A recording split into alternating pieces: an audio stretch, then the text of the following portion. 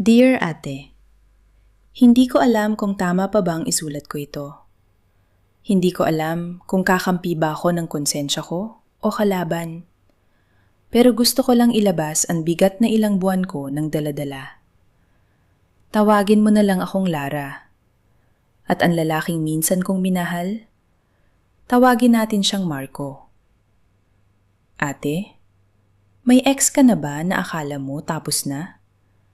Pero sa isang iglap, parang bumalik lahat? Yung akala mong nakalimutan mo na, pero isang tingin lang sa kanya, parang hindi pala talaga? Ganun ang nangyari sa akin. Ang nakaraan. Si Marco ang una kong minahal ng seryoso. College pa lang kami noon. Parehong nangangarap, parehong sabik sa buhay. Sa library kami unang nagkakilala. Tahimik siyang lalaki.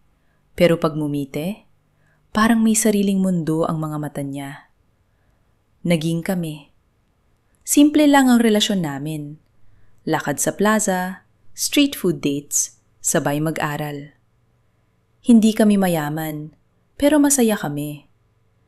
Hanggang isang gabi, inamin niya sa akin na may iba na raw siyang nagugustuhan. Hindi niya raw sinasadya. Hindi raw niya planong mahulog. Ate, mas masakit pala yung hindi sinasadya kaysa sa planadong panloloko. Iniwan niya ako. At iniwan ko rin ang sarili ko sa lungkot. Ang muling pagkikita. Lumipas ang 8 taon. May maayos na akong trabaho. May fiancé na rin ako, si Adrian. Mabait, responsable, walang bisyo. Yung tipo ng lalaking ipagdarasal ng mga magulang mo. Isang gabi, napunta ako sa lumang karinderya malapit sa dati naming universidad. Doon kami madalas kumain noon ni Marco.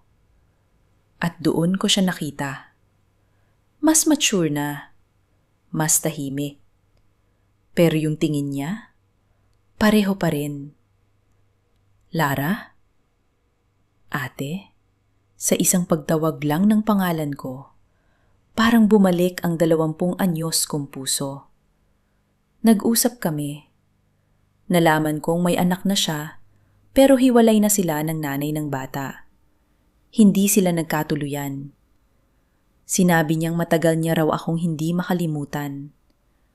Na mali raw siya noon. Na kung may pagkakataon daw sana, babawi siya. Dapat umalis na ako noon pa lang.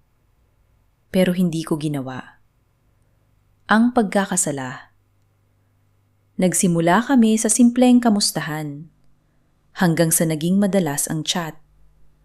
Hanggang sa naging pagtatagpo. Isang gabi, hinawakan niya ang kamay ko at tinanong. Kung hindi ako nagkamali noon, tayo pa kaya? Hindi ko siya nasagot. Pero hindi ko rin hinila ang kamay ko palayo. Ate, ikakasal na ako sa loob ng 3 buwan noon.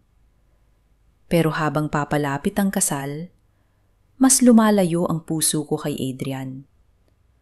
Hanggang sa isang gabi, bumigay ako. Nagkaroon kami ng relasyon ni Marco habang engaged pa ako. Alam kong mali. Alam kong makasarili. Pero sa mga sandaling iyon, pinaniwala ko ang sarili ko na baka kami talaga ang itinadana.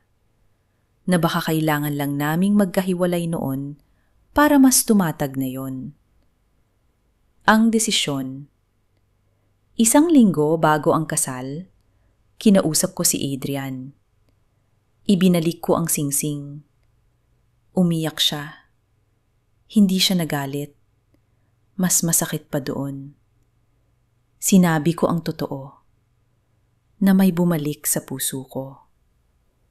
Umalis ako, dala ang guilt at pag-asang tama ang pinili ko. Nakipaghiwalay din si Marco sa girlfriend niya noon. Sinabi niyang handa na siyang itama ang lahat. Akala ko yun na ang simula ng forever namin. Ang plot twist. Pero ate, hindi doon natapos ang kwento. Isang araw, may nag-message sa akin. Isang babae. Nagpakilalang legal wife ni Marco. Legal wife, ate. Hindi pala sila kasal ng ina ng anak niya. Pero may iba pala siyang pinakasalan 2 taon na ang nakaraan sa probinsya. Civil wedding.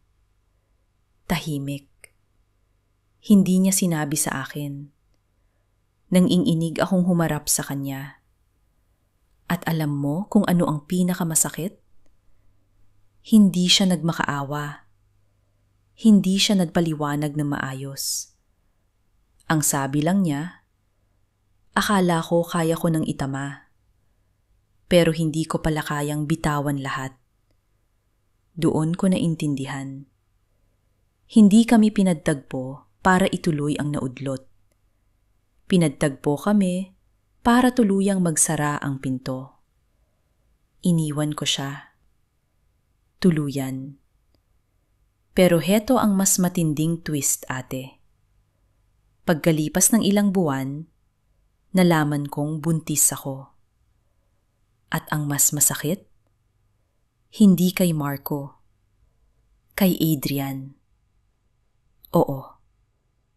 Bago ko tuluyang tinapos ang engagement namin, may minaya sa amin. At ang batang dinadala ko ngayon ay anak ng lalaking iniwan ko. Sinubukan kong kausapi si Adrian. Inamin ko ang lahat. Tahimik siyang nakinig. At pagkatapos ng mahabang katahimikan, ang sabi niya, hindi ko alam kung kaya kitang mahalin tulad ng dati. Pero alam kong mahabak ko.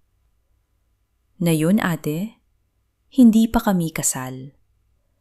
Hindi din kami tuluyang nagkabalikan. Pero araw-araw siyang nandito para sa anak namin. At ako? Natuto ako na hindi lahat ng bababalik ay babapat tanggapin. Minsan, ang pagbabalik ay tukso lang para subukin kung natuto ka na ba. Akala ko si Marco ang forever ko. Pero baka ang totoong itinadana sa akin ay eksyon at ang anak na magpapaalala sa akin na may mga desisyong hindi ko mababawi. Dear ate, kung may mga nakikinig ngayon na iniisip balikan ang nakaraan, siguraduhin ninyong hindi lang kilig ang dahilan. Kasi minsan, ang pagbabalik kung dating apoy ay maaaring magsunog ng lahat ng tahimik mo nang naitayo. Hanggang dito lang po. Baka sa susunod na kwento, ikaw na ang bida. Kaya mag-like at mag-subscribe ka na para hindi mo ma-miss ang mga susunod pang revelasyon.